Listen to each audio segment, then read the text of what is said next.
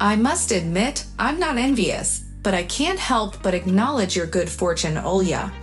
You and Mishka have a wonderful family with no memory of any quarrels. Everything is peaceful. And your son is quite remarkable, with such exceptional parents. It's no surprise that Mishka has turned out so well. Mishka truly has a father to be proud of. There were 2 wooden planks acting as a makeshift bench on the porch where Olga and Irina, who had bumped into each other at the store, sat down. Irina had to head over to the next street, but Olga had already returned and, as often happens, yearned for some gossip. In response to her acquaintance's praise, Olga let out a sigh and glanced at the withered flowers in the front garden, swaying in the gentle breeze. "Looks like rain," she remarked, gazing up at the sky. "The wind is carrying something." Without waiting for a response, Irina stood up and grabbed her bag. "Well, I should be on my way. Do drop by at times, despite being busy with work." "I will, Irisha, I will," Olga assured her. She hurried inside the house. Dimka had already returned from work and locked himself in his room. Just the other day, he had ended a relationship with a girl who had almost become his fiancée, only to discover that she was seeing someone else. The breakup had been tough, and Dimka still wore a gloomy demeanor. Olga, like any mother, felt immense sorrow for him. Her 20-year-old son, formerly known as a 2-year-old, was also going through a difficult time. It pained her to watch him suffer. "Mitya, you should eat something," she gently suggested. "Later, Mom. I'm not hungry," he replied. "Well, try not to dwell on it too much, dear.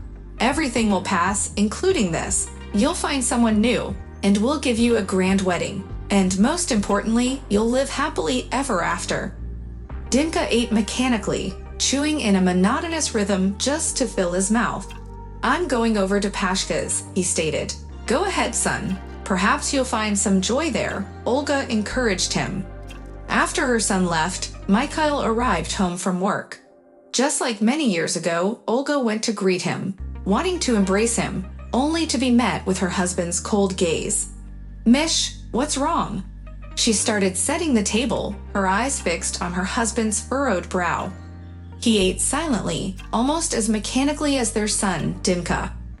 "What's going on with you, Dimka, and you?" she finally asked. "Both of you seem distant." Mikhail raised his dark, curly head, now lightly graying, and studied his wife carefully. Olga's hair was also dark and slightly wavy. Since their youth, people admired this couple, considering them both beautiful and happy. However, after 7 years of marriage, Olga had not been able to conceive, causing people to speculate and hint at possible reasons. But Mikhail remained supportive, assuring her that they would have a child in due time. They only had to be patient and believe. And indeed, after 7 years together, Olga became pregnant, bringing relief to their families. However, after giving birth, she fell into a depression, as her friend Irina had mentioned just an hour before. She felt no joy, her gaze became dull. She would hold the baby close to her and cry unexpectedly. On the other hand, Mikhail seemed to soar on wings of happiness.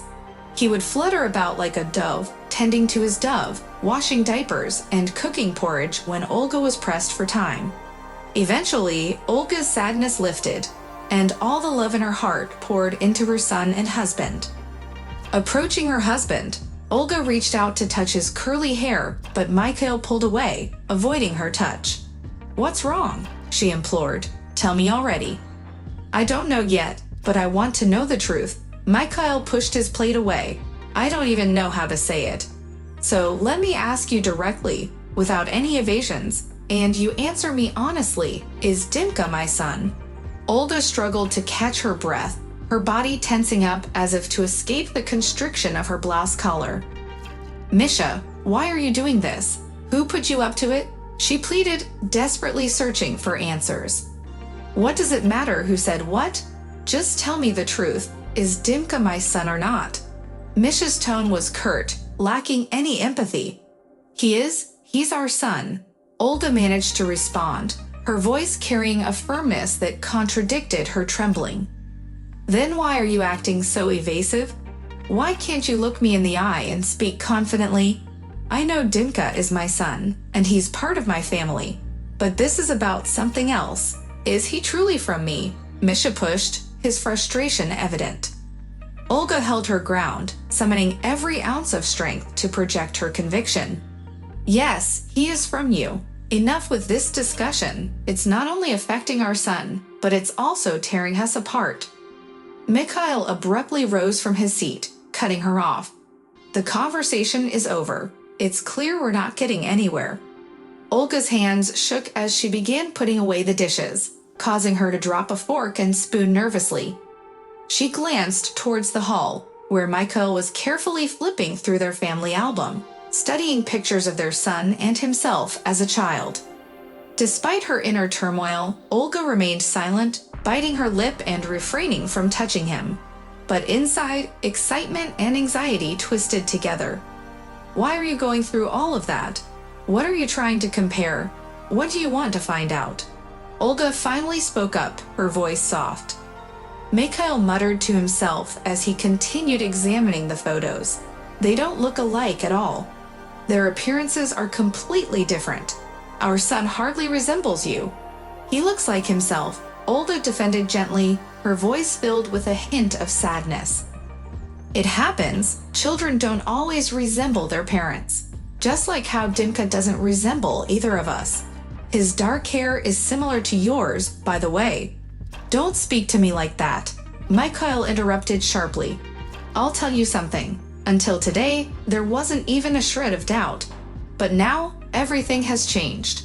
People who were with you on that business trip, do you remember? Over 20 years ago, when you went for a 2-week training program. Heat surged through Olga's body, her face burning with embarrassment. She locked eyes with her husband, desperately searching for the right words to ease his doubts. Yes, imagine, I ran into a classmate today, and you can probably guess who it was. She's been living in the city for a long time, which is why we haven't seen each other in years. So tell me, Olya, who is Yuri Georgievich? Misha, he's your son. Dimka is your son, the woman replied wearily. Olga, we can verify that. I'll do whatever it takes, Mikhail said quietly, his voice tinged with a metallic tone. Olga sat down on the sofa, placing a white towel on her knees.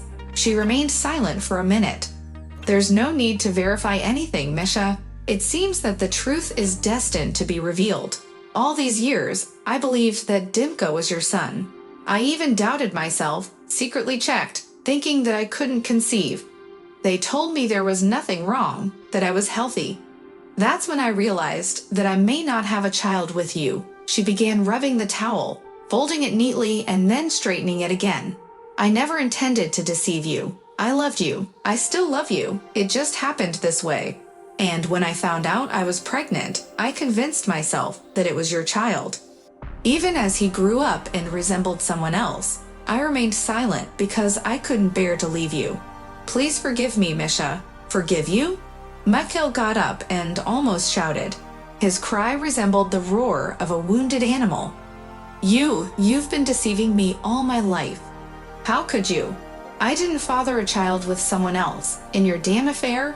I did, because I love you, because you never gave me a child. You're lying. I don't believe you. I'm as healthy as can be. It's you. Olga experienced a sudden outpouring of curses for the first time in her life. However, her torrent of anger ceased immediately upon seeing Dimka standing at the doorstep. Their son's bewildered expression halted both of his parents in their tracks. What's all this shouting? Dimka questioned. What happened? Nothing, son. Mikhail quickly intervened. Go to your room. We'll sort it out ourselves. No, wait, Mikhail paused. Why are we treating him like a child? Why not be honest? He's an adult now. He deserves to know the truth. Mikhail approached his son, taking his hand gently. Sit down, son. You're not a little boy anymore. You can handle this. It turns out, Mikhail continued, that I am not your biological father. Your mother gave birth to you from another man. That's what's going on. This is nonsense. Dimka exclaimed, glancing back and forth between his parents, struggling to believe what he just heard. No, it's not a soap opera, Mikhail clarified.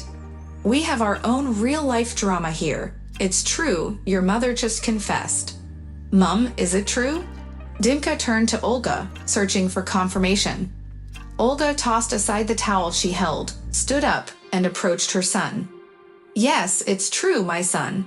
That's exactly how it happened, and I promise to explain everything to you. Mikhail exclaimed, it's all true, and you've been concealing it for 20 years. No, don't act like that. I wasn't pretending. I truly loved you. Don't you dare talk to me about love. You have 3 days to vacate this place. It's my house, my parents' house, registered in my name. You can go to your sister's or your mother's nearby. I don't care. Mom, why? Why did you do this? Dimka's voice trembled. Settle down, son. Let's handle this calmly together. And then we'll leave. We'll go away together. Why would Dimka go with you? Mikhail halted in the middle of the room.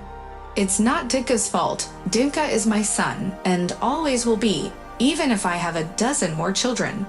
And I know for certain that I will have more children. Just not with you. He approached his son. Dima, stay here, this is your home, and I'm your father. I raised you, and it's not your fault. Dima, pack your things. Olga requested, we're leaving now. Alyonka deceived me too, the boy said, looking at his father. Are all women like that, Dad? I'm staying with you. Dima, what are you saying? Olga shouted, her face turning red.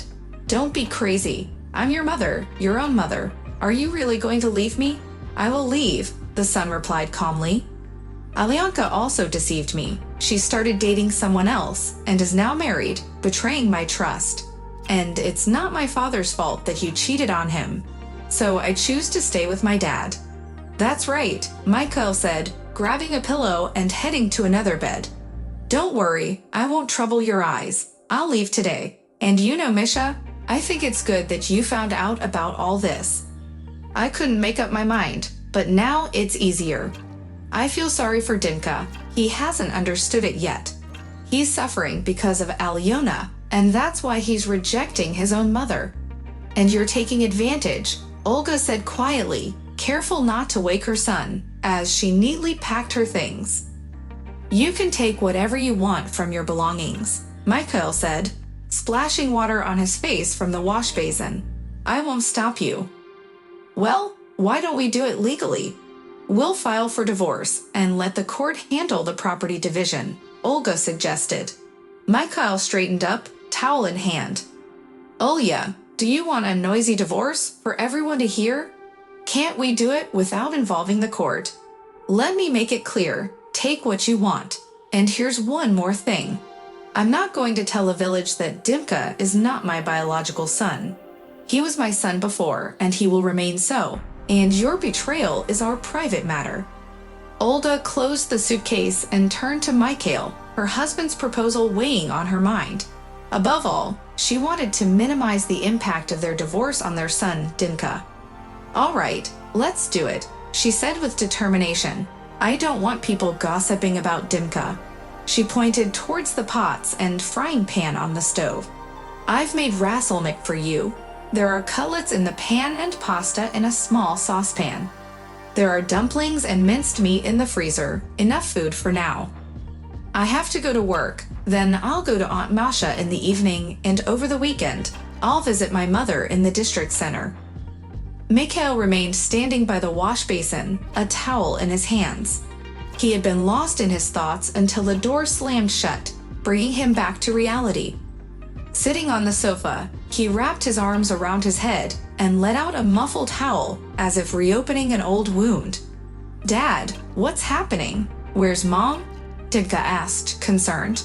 It's nothing, son. Your mother went to work, Mikhail replied, trying to hide his pain. Dad, I won't leave you.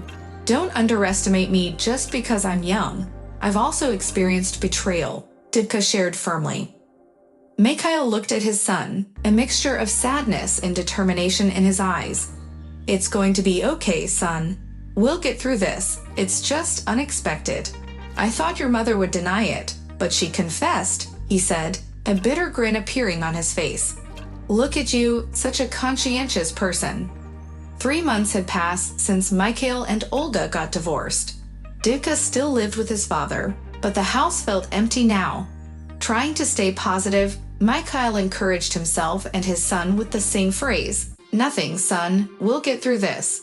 Determined to move on, Mikhail wondered aloud to Dimka, "What do you think if I bring a woman into the house?" Dimka shrugged his shoulders and replied, "Well, you have the right to do so." Feeling hopeful, Mikhail explained, "I'm not too old yet. I want to have a family, have children. Would you be jealous of your father?" Dimka reassured him, saying, "I understand everything. Don't worry, I won't take offense." Relieved by his son's understanding, Mikhail thanked him. "That's good to hear. There's a lonely girl, a woman, around 30 years old. Her name is Oksana. We've started dating, but I want this to be serious, without deception, and for everything to be real." Dimka nodded and replied, "I understand, father, I understand." Grateful for his son's support, Mikhail said, "Thank you, Dimka. You're a real man, without any nonsense. Let's have a woman in the house. She'll cook for us since we've made a mess of the house. By the way, have you been in contact with your mother?" Dimka replied, "She calls me all the time, asking how I'm doing. She even asked me to come over." Concerned, Mikhail told his son, "You should go see her." Dimka reassured him, "It'll be fine." Feeling guilty, Mikhail added, "Well, you should. After all, she's your mother."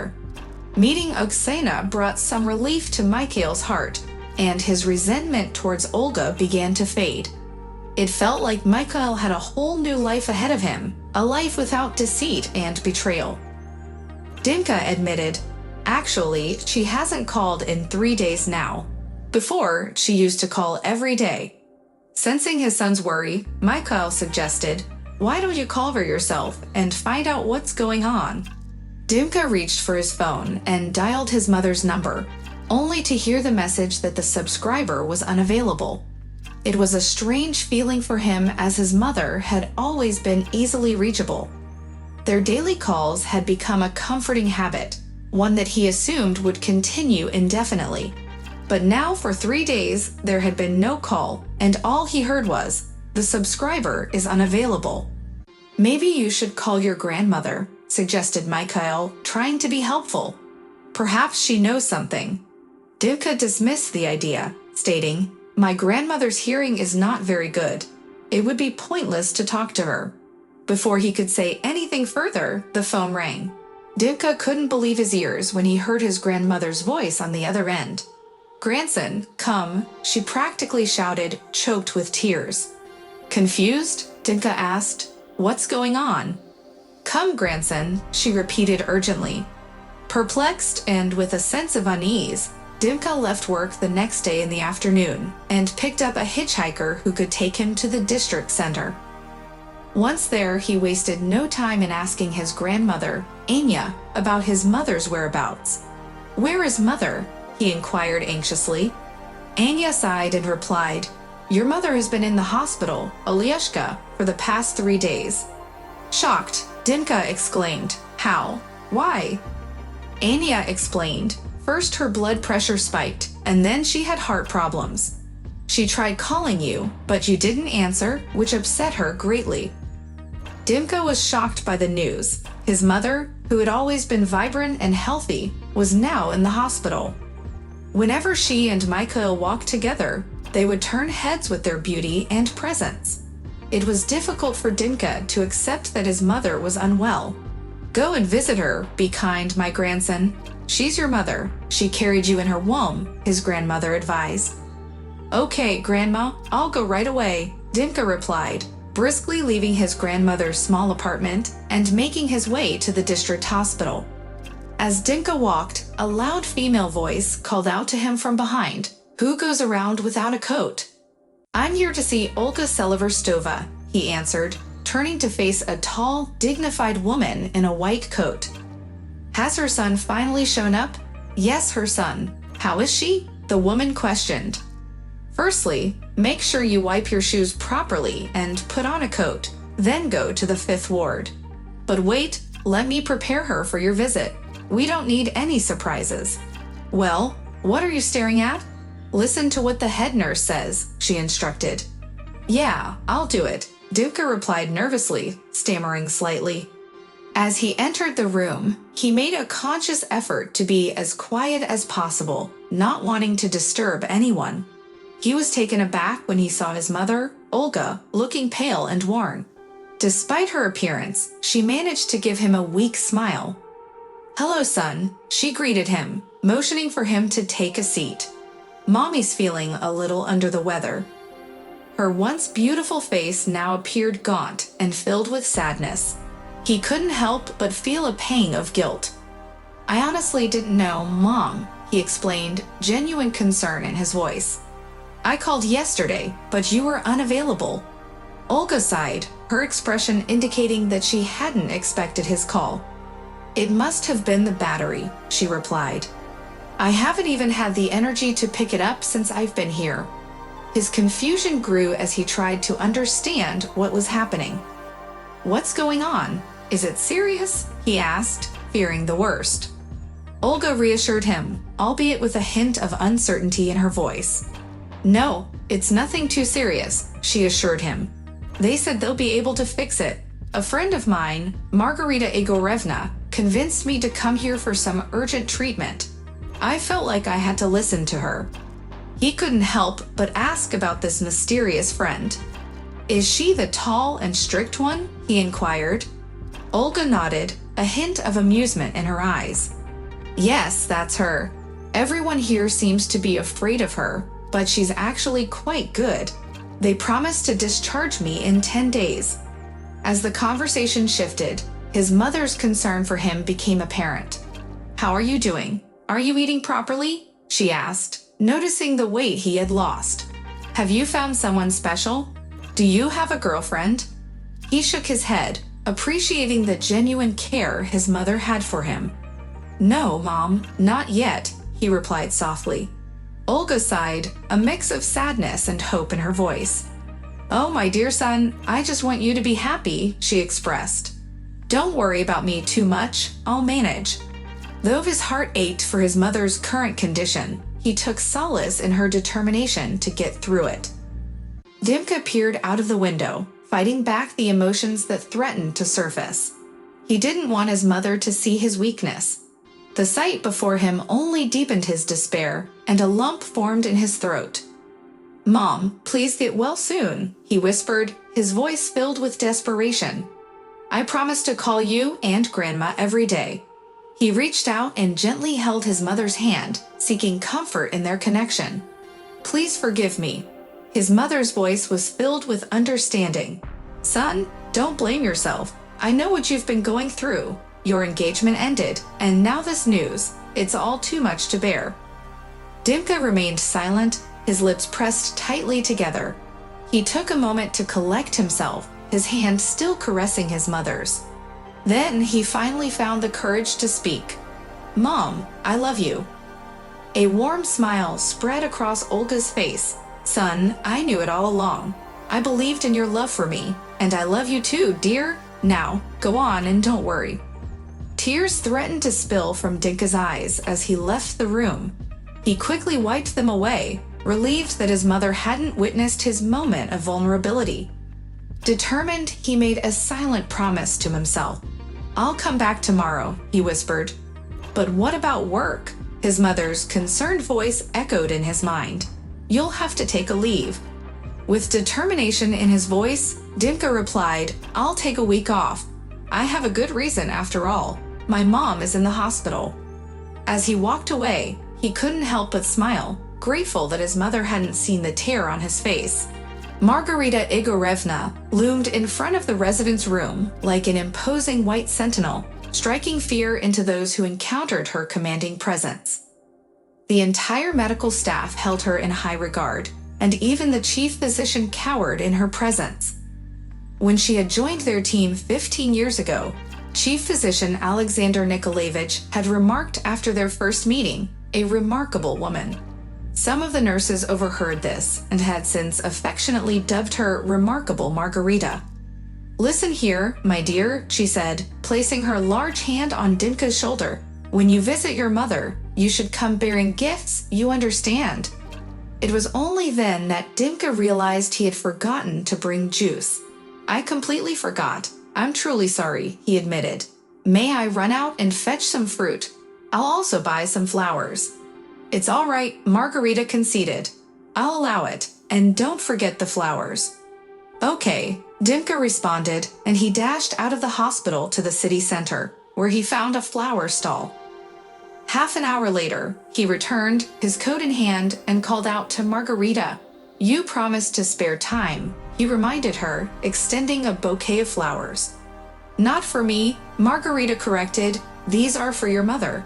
You're like my own youngsters, constantly needing guidance." Dimka reached into his pocket and retrieved a chocolate bar. "Here," he offered, "this is for you." "Well, that's different. We can enjoy a sweet treat," Margarita acknowledged. She paused by the ward's entrance. "You'll provide the handover, visit your mom, and promise to be a model son. Do you understand?"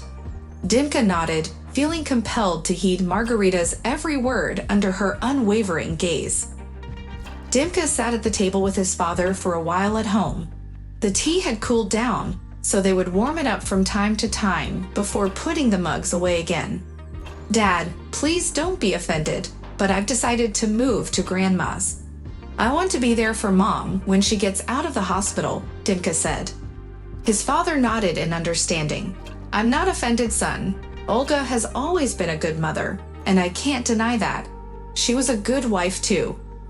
Dimka reassured his father. "Dad, you have the right to remarry.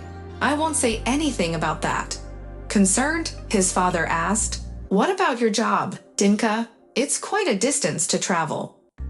Dimka replied confidently, "I'll transfer my work to the district center. I've already made up my mind about it." On weekends, Dimka moved to his grandmother's house and started visiting his mother every day.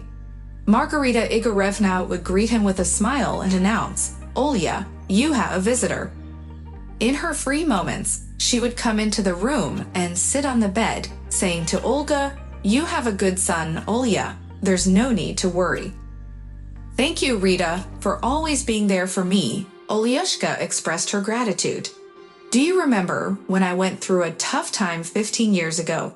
I was on the verge of divorcing Vidya, but you stood by my side and supported me. And now it's my turn to support you." "All of that is true," Olyushka continued. "But Misha and I can't seem to find common ground." "It's because you're too conscientious," Rita pointed out. "Otherwise, you would have held on until the end without confessing. But now, it's up to you to decide. The most important thing is that Dimka is with you, wholeheartedly by your side. Life has a funny way of bringing us together only when something happens. Once you recover, we may be apart for who knows how many years. Rita, we should try to meet sooner, even if there isn't a significant occasion," Olyushka suggested. Interrupting their conversation, Dmitri abruptly appeared, hurrying down the corridor like a whirlwind. The head nurse called out to him as he almost collided with Katya, struggling to catch his breath. "Oh, hello, Margarita Igorevna," he greeted, noticing Rita. "My mom is being discharged, so I'm in a rush." "I can see that," Rita chuckled. "You're rushing like a hurricane. You nearly knocked Katya off her feet."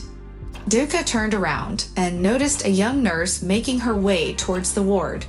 Her blonde hair was neatly tucked under a pristine white medical cap, with a few loose curls delicately framing her face. Intrigued, Dimka watched as the nurse disappeared into the ward.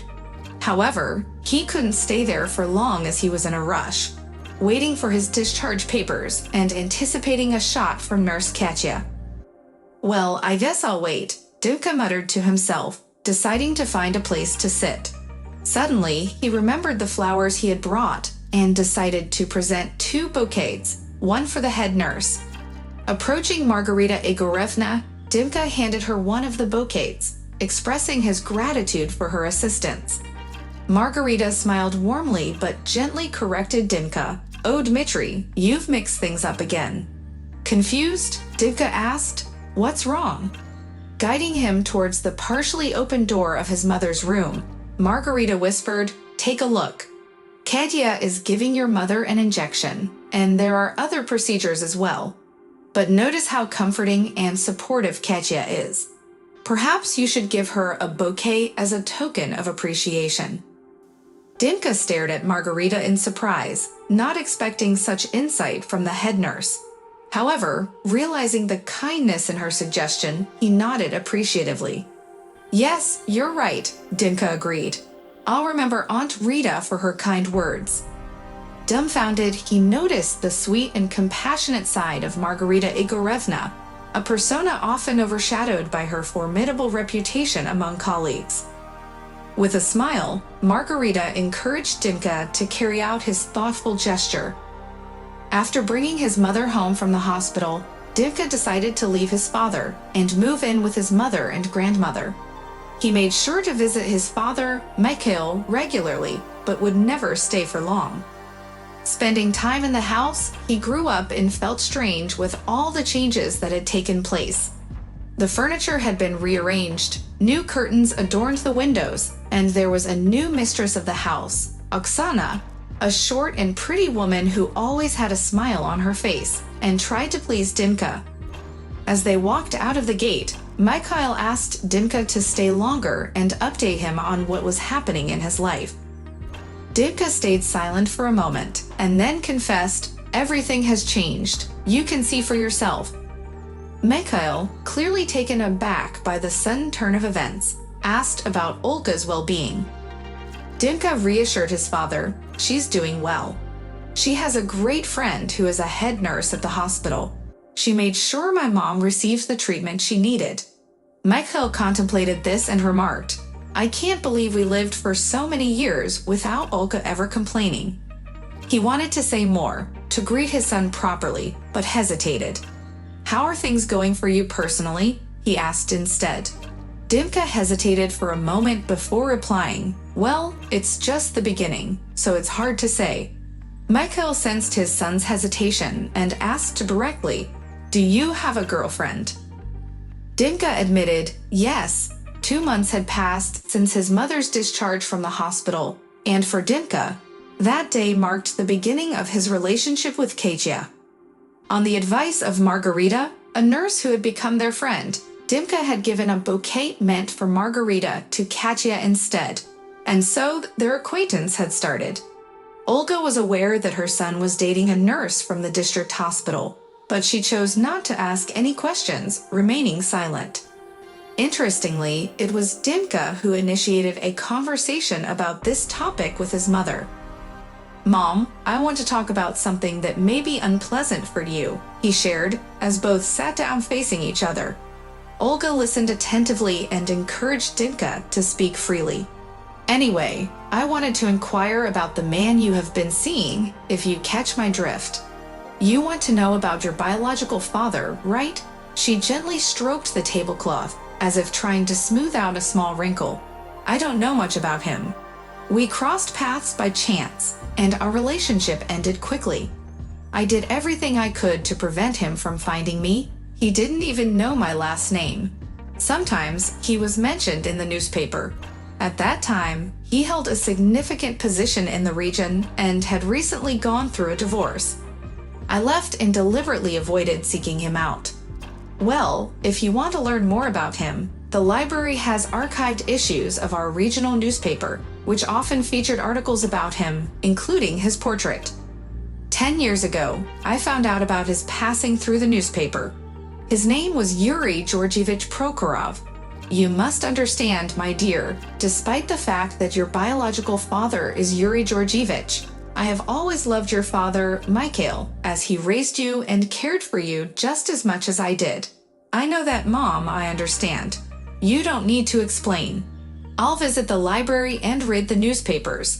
I just need to know something." Dimka hadn't stepped foot in the library since his school years, and even then, it was for practical purposes. This time, he spent over 2 hours there, flipping through old issues and studying various faces. A few articles caught his attention, and there was even a photograph. He stared at the unfamiliar face and identified familiar features. At first, he tried to recall where he had seen this face before, but then he realized that it simply resembled the man who didn't know of his existence. Fatigued, he left the hall, yet his soul felt somewhat lighter.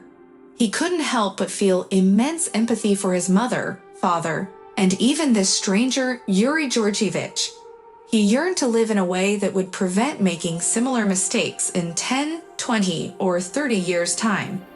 "Hello, Olya. I'm here." Mikhail entered the hallway with a stomp, unsure if he should take off his jacket. "Hello, Misha. Take off your jacket, wash your hands, and come to the table. Let's have lunch together." Olya, dressed casually, pulled out a chair. Mikhail eagerly removed his jacket and headed to the bathroom, explaining, "As Duka told me, I called you right away. It's a big deal. My son has decided to get married, but I haven't met the bride yet. It's a good bride, a very nice girl, but I think you'll get to know her more." Dima promised to come with Katya, maybe even tomorrow, Olya replied. Mikhail sat down at the table, coughing slightly. "Do you have a cold?" Olya asked. "No, just a little sore throat. Anyway, why did I stop by? I came to discuss how to organize the celebration. We'll definitely need money, and we should also think about a gift. Should we do it separately or together?"